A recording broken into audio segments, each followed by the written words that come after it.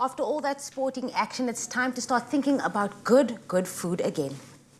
Clover cheese is for those who love life, where everything falls into place and melts away our cares, adding joy and stretching our imagination.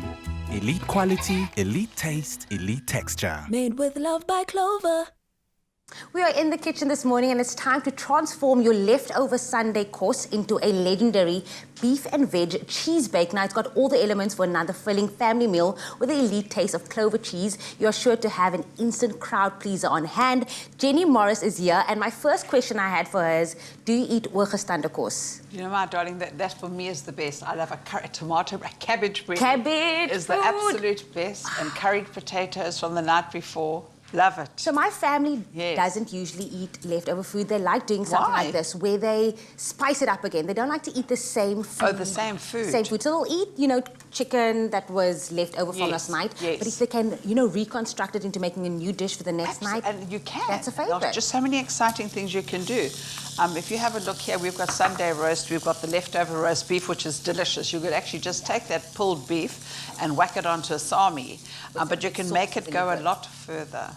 And feed, instead of one person, you could feed like four. Feed absolutely. The masses. So what I like to do is just get some onion going, and I've got some thyme. You could use rosemary. You could put some garlic with it if you wanted to.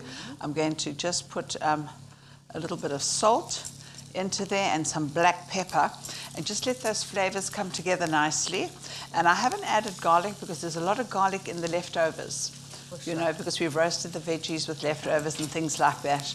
So can you smell those aromas coming off the pan, the butter? Phenomenal, just like that. Actually, something like this happened to me last week. I was making pork and I left it too long in the air fryer, and it was so dry, and I didn't want to let a good piece of meat go to waste, and I just repurposed it. I threw in some mushrooms, some cheese as well, and it just became a whole other dish. And I love that, because you know there's so little food around these days to waste. It's just not a nice thing to do.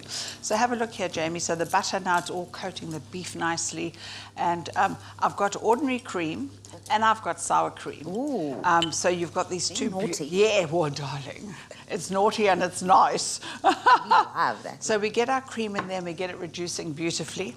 And I'm going to add the sour cream, and then we're going to add the veggies and the pasta. We're going to just whack it into the oven. You spoke about beef, but you could absolutely pair chicken with this as well. If you wanted to do a meat-free dish as well, you could just incorporate vegetables. Any veggies that are left, and you could maybe just add a couple of mushrooms or something, you know, just to get it going. I've been loving the texture of aubergine lately, and I just find that people have been sleeping on aubergines for the longest time. It has such a good crunch to it, a good flavor profile. It's meaty. I mean, especially if you're going to have a vegetarian round to visit.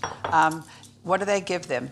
Butternut, cream spinach, and a Greek salad. I think not. We do not do boring anymore.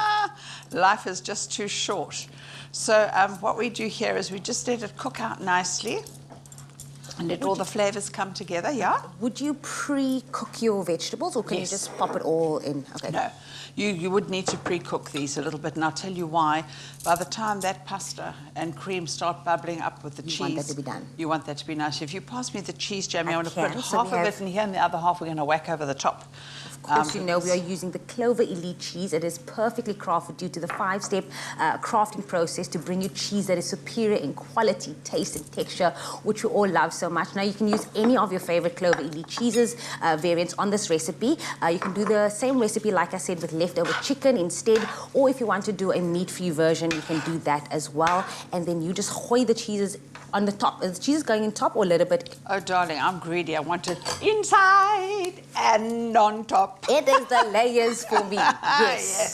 So now I'm going to just literally pile this in. I'll let you do a nice little cheesy scattering. Am I doing cheese bay? I'm doing cheese bay. Yeah, we're going to really just pop this into the oven now, and all this lovely. There's enough here to feed a family of 6, actually. Yeah, I'm taking a Tupperware. Good. And look at all this beautiful cream. And then we're going to use both cheeses for the top as well? Yes, we're going to like use both over the top. I'll put some of this gorgeous butternut. And how long do we leave that in the oven? Remember, everything is cooked.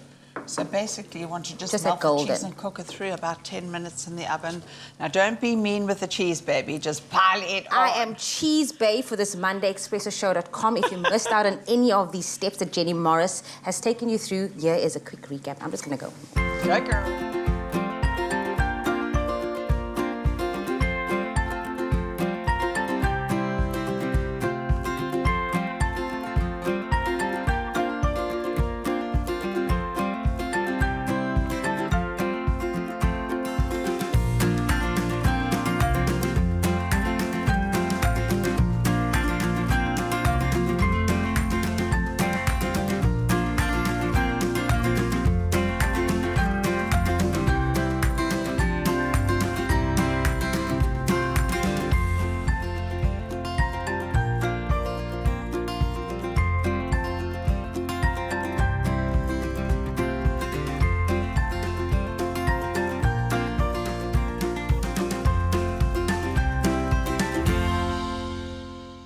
Made with love by Clover.